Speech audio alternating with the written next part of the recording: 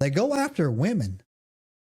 And there is a folklore, a legend of the Tennessee wild man that I actually don't think is a Bigfoot anymore. I think it's this.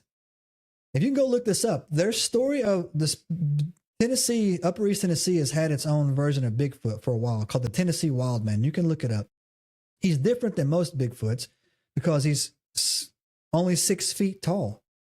He's supposed to be very, very aggressive, eats dogs, and kidnaps women. And there's plenty of stories going. I think the last story that I heard about the Tennessee wild man was out of like Jonesboro, Tennessee. There's some wild man stuff. If you go to Jonesboro, Tennessee, and you start heading east, you'll see the Smoky Mountain range. You'll go up some hills, especially if you go past. They have the jail, right, the county jail right there. If you just go past it going east, you'll see the mountain range. And it's Jonesboro. It's all back through there, right? It's very, very dark at night back there. And that's the last reported story I heard of a Tennessee wild man incident. A woman was out running. I don't know why you'd be running in Jonesboro at night or whatever, but they were out running. And those roads, like, that's just, to me, like, you can't really appreciate how dark it is in Jonesboro, but I wouldn't do it. She said she got chased by this hairy dude trying to steal her. Wild man, Tennessee wild man. But I don't think this Tennessee wild man anymore is actually a Bigfoot, right?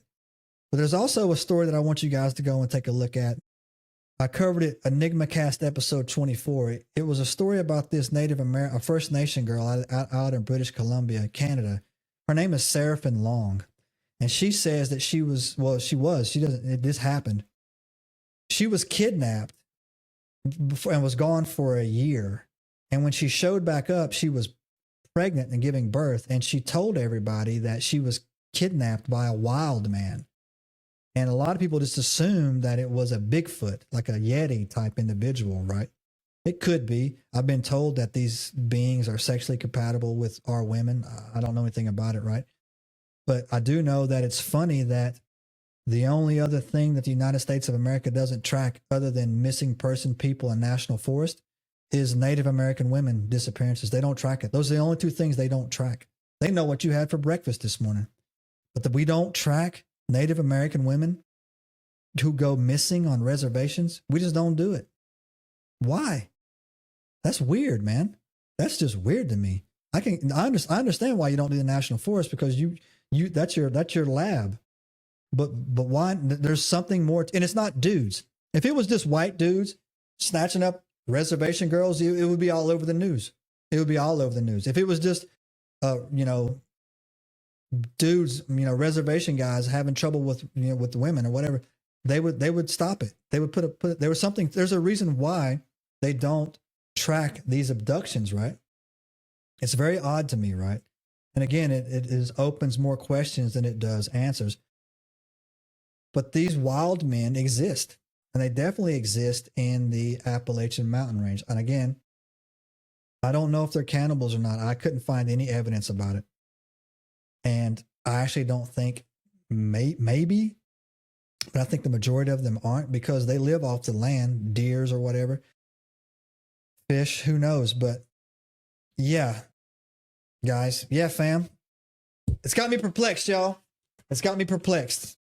And all I can say is I probably just made it worse for some of you guys. I don't know if I gave you good information, but at the end of the day, you guys know what I know, man. And that's all I know about it. I know they're real. I think they're Welsh descendants. That describes the language barrier. They are regressing. I can't speak to if they're inbred or not. I can't speak to it. I don't know it. I do know they hunt women. I do know that. And again, if you are a woman hiking the Appalachian mountain range at night by yourself, you are insane.